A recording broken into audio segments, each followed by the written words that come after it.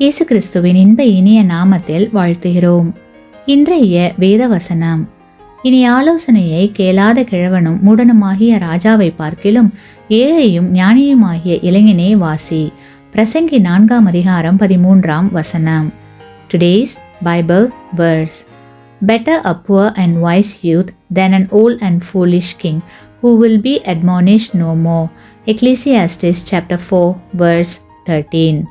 ஆலோசனை சொல்வதற்கும் கேட்பதற்கும் சில தகுதிகளை நாமாகவே ஏற்படுத்திக் கொள்கிறோம்.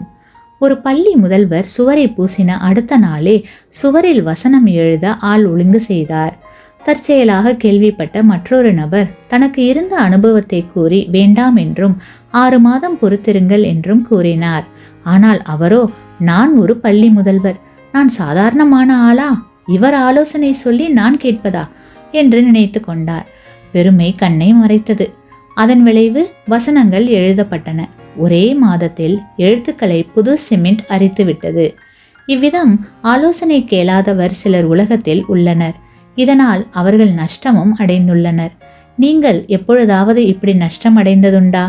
கிறிஸ்துவுக்குள் அன்பான சகோதர சகோதரிகளே, வயதை காரணம் காட்டி நல்ல ஆலோசனைகளை நிராகரிப்பது நல்லதல்ல. ராஜாவாக இருக்கலாம், பெருமைக்குரிய பதவியில் இருக்கலாம், வயதானவராக இருக்கலாம்.